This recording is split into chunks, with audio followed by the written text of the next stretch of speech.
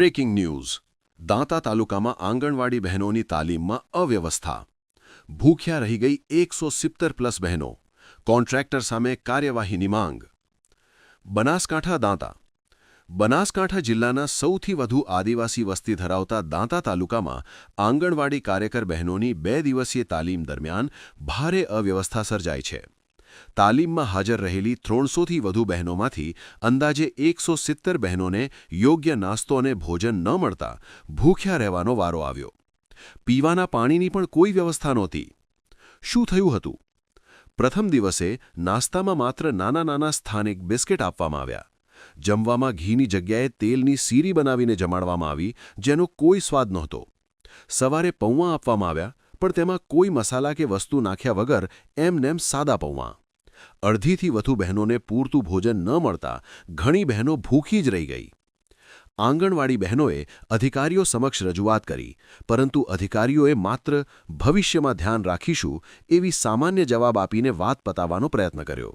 પરંતુ social media પર video અને ફોટા વાયરલ થતાં મામલો વધુ ગરમાયો છે. બહેનોની માંગ: કોન્ટ્રાક્ટર સામે તાત્કાલિક કડક કાર્યવાહી, ICDS વિભાગ દ્વારા તાલીમ માટે થતા ખર્ચની પારદર્શક તપાસ, આવનારી તમામ તાલીમોમાં યોગ્ય ભોજન, પાણી અને નાસ્તાની વ્યવસ્થા ફરજિયાત. આ મામલે HBNKV ન્યૂઝે તંત્ર સમક્ષ પ્રશ્નો ઉઠાવ્યા છે.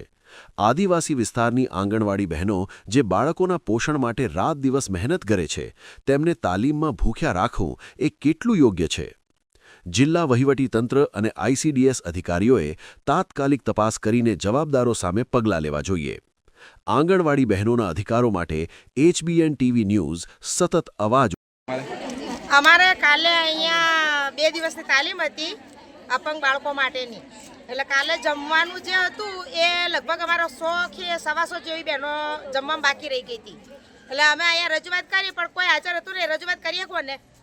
કોઈ અધિકારી કે કોઈ હાજર જ નહોતું. ખાલી તપેલા ખાલી પડ્યા હતા. અમે બધી બહેનો ભૂખી પાછી ઘેર જતી રહી. 4 વાગ્યા સુધી રસોડામાં કોઈ રણાગત જ નથી. જે બહેનો હવે 150 બહેનો જેવી ખાઈને ગઈ અને બાકીની બહેનો એમની હતી. હવે અધિકારી કોઈ હાજર હોય તો અમે કહીએ કે ભાઈ આ બહેનો ભૂખી છે. એમ કોઈ અધિકારી જ હાજર નહોતું ને અહીંયા. અને જે હતા એ બિચારાને રોજું હતું એટલે અંદર બેઠેલા હતા. એટલે પછી અમે જતા રહ્યા તો પીઓ મેડમને જણાવ તો પીઓ મેડમે એવું કીધું કે બિસ્કિટનો જ પરિપત્ર છે કે નાસ્તામાં ચા સાથે બિસ્કિટ જ આપવું, અને બિસ્કિટ હલકી ગુણવત્તાનું હતું અને એના અંદર કે સર્ટિફાઈડ બિસ્કિટ છે. અને એના પછી જમવા માટે પણ કે 78 રૂપિયામાં ચા, નાસ્તો અને જમવાનું એ બધું એના અંદર 78 રૂપિયામાં આવી ગયું બહેનોને. એટલે કોન્ટ્રાક્ટર ભાઈને બોલાયા હતા. તેમણે એમ કીધું કે આજે મારી ભૂલ થઈ ગઈ છે, પણ કાલથી એવું નહીં થાય અને બહેનોને જમવાનું વ્યવસ્થિત મળી રહેશે. આજે કેવું મળ્યું?